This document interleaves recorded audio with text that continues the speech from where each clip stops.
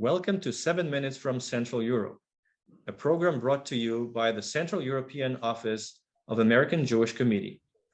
Today, I have the honor and privilege to welcome Mr. Mantas Adomenas, Deputy Minister of Foreign Affairs of the Republic of Lithuania. Thank you so much for being with us. And I would like to start our conversation by asking you about something that is, I think, fundamental when we talk and when we analyze the Russian invasion and the Russian war on Ukraine. And the question is, to what extent do you think this war has shaken the equilibrium between East and West? What we used to have was, of course, the relations were not always easy and steady, but there was some kind of an equilibrium. Well, thank you very much for a very important and pertinent question. And you are quite right in pointing out that this war is not just about Ukraine. It has a further horizon, and this is to reshape the geopolitical balance and security situation in Europe, and in some ways to question the order which goes back not only to the end of the Cold War, but also to the end of the Second World War. And so this is a very dangerous precedent and a very dangerous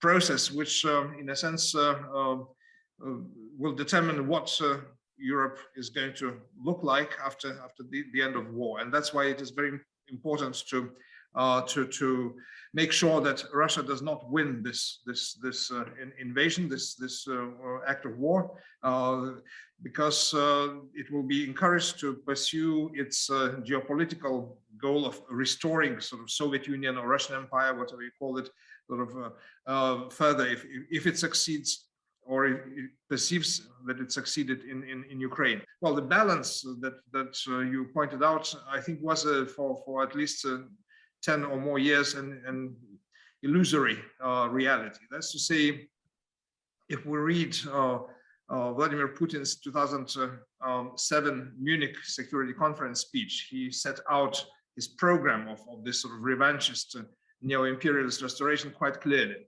We should have read it as a sort of geopolitical program, and we see it coming together. So in a sense, as soon as Russia started on the way of authoritarianism with Putin, it was on the way of destroying any sort of balance or any sort of stability between, as you name it, East and West. And that's why it is very important to see that until we have democratic Russia, it was going to be a source of instability and aggression in Europe.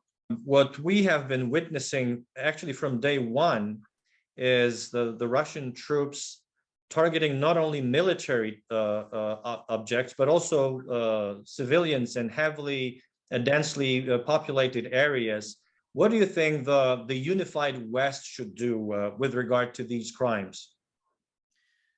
Well, first thing that we need is moral clarity, and tell to ourselves very clearly what is going on. And yes, this is war crimes, and they've been going on from as you say, day one of the war. So specific targeting of civilian targets. That's to say, not only sort of residential houses and quarters, but also hospitals, schools, also targeting people who are trying to flee the conflict. You know, very clearly, sort of targeting the places where people try to hide from bombardment.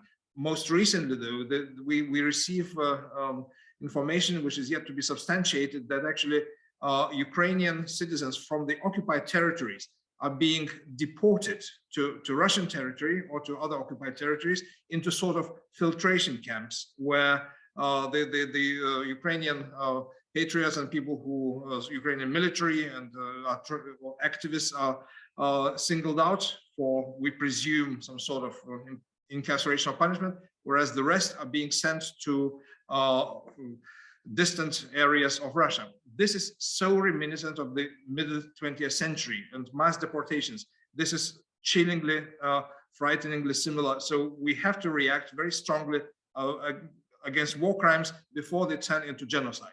My question is, from your perspective, what would be the necessary steps for the plan to stop the war to succeed? What concrete measures should the Western allies, the NATO and the EU, implement in order to stop this war? Our response should consist of two very sort of strong elements: is continue and increase exponentially a provision of lethal armaments to Ukrainians, especially anti-air, anti-missile defense, but also going to planes and artillery and as well as ammunition to them, military drones. We shouldn't be sort of squeamish, because if we don't stop Putin there, we'll have to battle him near Warsaw, near Vilnius, maybe near Bucharest. So you're in support of not only sending defensive weapons, but also offensive lethal weapons? Knowing that they will be used in defense of Ukraine's territory. That's to say, nobody's talking about sort of turning defensive into offensive, but Ukraine has to have the means to install no-fly zone over its territory, to defend itself against missile attacks, against the advances of Russian tanks and Russian army. Second is, of course, sanctions, and we shouldn't acquiesce with what we have achieved. Of course, the sanctions are, as the leaders say, or leaders of the free world say, unprecedented, but we should not stop here. We should go further, stagger sanctions, to send very clear message to Putin that every single extra week of the war will cost him extra sanctions, which are already crippling Russian economy. But he has to realize this sort of the calculus that sort of every week will cost him extra sanctions, extra sort of crippling measures. And we still haven't reached we're very far from the bottom of the barrel in that. And together, if we maintain that, and the third important factor is not to give in to a sort of fatigue to which democratic societies are very prone, and to attention deficit disorder, which sets in. There will be next crisis coming along, and I'm very fearful. That we will forget Ukraine. It will disappear from the first pages, from the sort of screens, but people will still be dying there. So we should not give in. We should not sort of think that this is business as usual, and keep fighting on those two fronts. And I'm sure that with sort of our help, Ukrainian weapons can achieve victory to defend their homeland against this invasion. Thank you very much, Mr. Minister, for sharing your thoughts and the experience of Lithuania, I would say the collective experience of Lithuania in dealing with Russia and what kind of responses are necessary. Thank you so much. And I encourage our audience to stay tuned. We will soon back with more interviews. Thank you very much. Thank you.